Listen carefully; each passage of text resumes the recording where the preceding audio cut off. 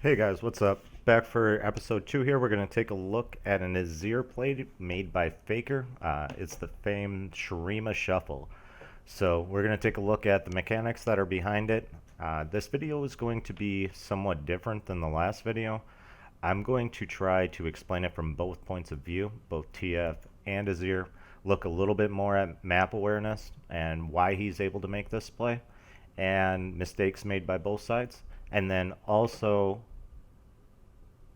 not have three scenarios all built into one. We're going to make this one scenario, one fight sequence. Additional ones can come because I know there's been questions on Azir's team fighting, so we'll look at that later. But this is more of a 1v1 and escape done by Faker and the mechanics behind it. So without further ado, let's take a look.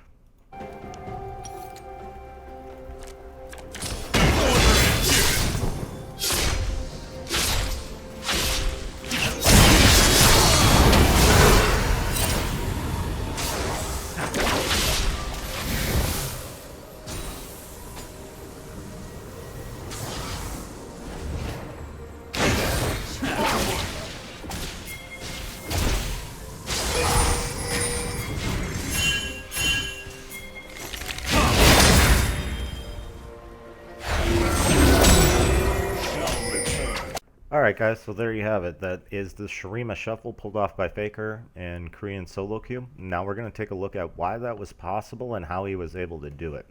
So the first thing I want to focus on is map awareness. There is a problem with the top lane here. Yasuo of course has much better wave clear than Gnar, so he was able to push that in, and he's missing from lane. Pings are going down on Nidalee, so Faker knows that Nidalee is bot with Vayne and Alistar. So his only concern right now is this TF, but this pink ward that's placed right here should guard him from most ganks. The only gank that could happen without him seeing it is if Yasuo came down this path right here and was able to come into here.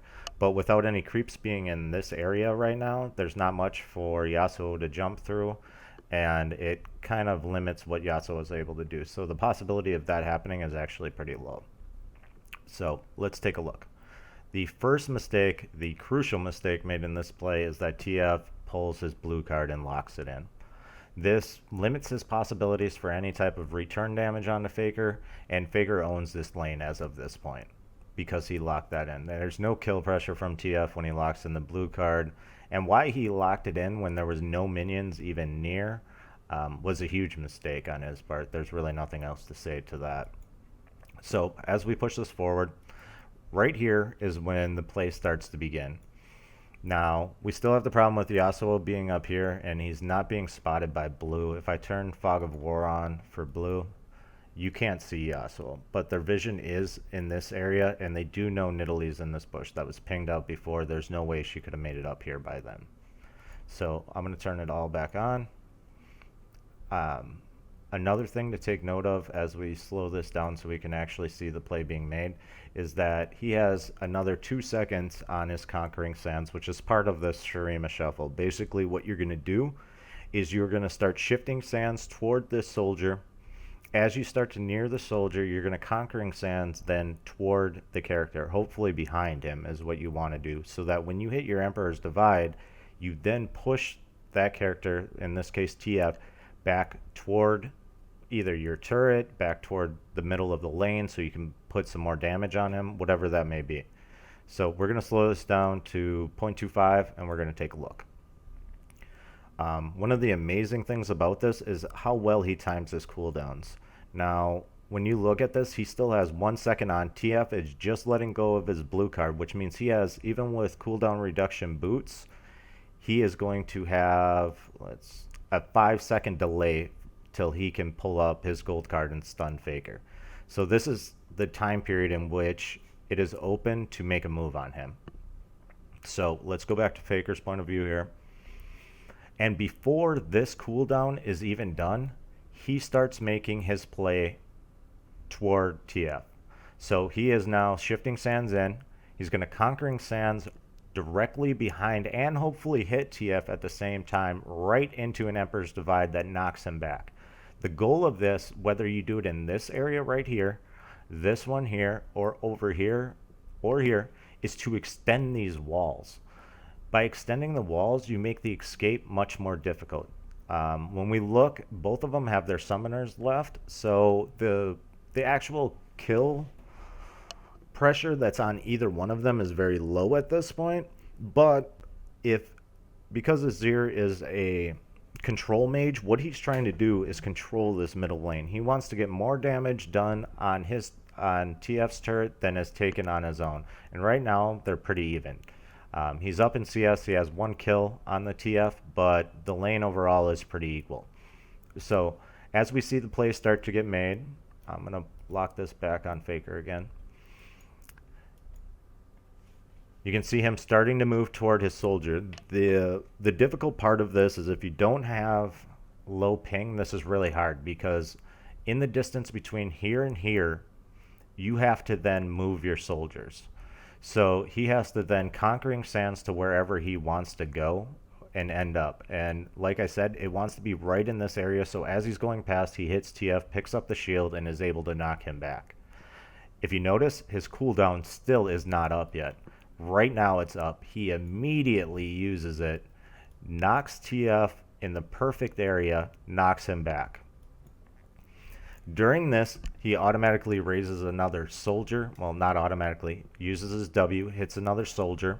So now he's got 2 soldiers up, one in the only escape path that TF could possibly use to get quickly out of this scenario. So now he starts hitting him right away. The bad thing about the Shurima shuffle, which can be used against you somewhat, is that great, he has a lot of damage on him. He made TF burn Ghost, but now look at his cooldowns. He has another second till he can pull another soldier, and he has 3 seconds because you have to use all your cooldowns to get in that position. He has another 3 seconds before he can move his soldiers again. So as we go forward here, he knows that his kill pressure isn't high enough on the TF, so he backs up. The only way that he could kill him is if the TF was not giving him enough credit and starts to walk back in this lane, which he doesn't do. He'll start coming in, he throws his cards out, and then walks away because he knows he can't do much from there. So Faker has a choice at this point. What he's going to do is he's going to clear out this lane. TF walks around, and we're going to see him make another mistake. So as we speed this up again, TF walks around. When you look at this, I guess his theory was that he could fit through here before Azir was able to clear out this lane and start moving toward, but it's a mistake that you shouldn't really make. He has his ghost on, he thinks he can make it through, but as you'll notice, he gets cut off right in that spot. If he would have stayed there, he only has another second until another soldier comes up, and then he could have Conquering Sands right into him, and he would have died. So now, after wasting all that time, throws out his cards one more time and has to walk all the way around.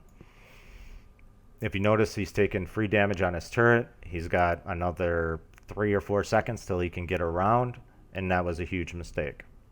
At the same time, we look at the bottom here, and being aware of the map when you're making plays like this can never be understated. Now you have Alistar and Nidalee moving up toward the top. Alistar's pinged out by this blue here, and we know that TF has his ultimate. So as we start going forward here, he knows he's going to get caught. The correct escape route for him is to go this way, because for one, his Gragas is up here, but for two, he knew everybody was bot. So for them to catch him, they have to come on this angle. And if he continues to walk this way, Alistar's going to come up and flash headbutt him back into the entire team. And then you have TF with a gold card coming in, and it's going to cause a lot of trouble, possibly death. So as he comes in, he sees TF's ultimates coming to right here, which was kind of bad positioning on TF's part to put it right there. He should have waited until the escape was used, or tried to wait till the escape was used.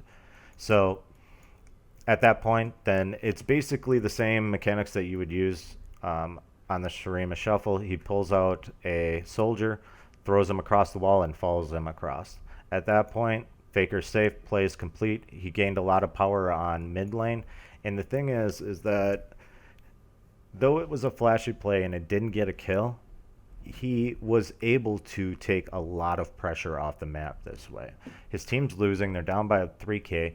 By doing this play, he was able to pull Nidalee, Alistar, and TF, use TF's ult and his ghost, gain some pressure on the turret, and allow now Tristana to farm freely in the bottom with Vayne.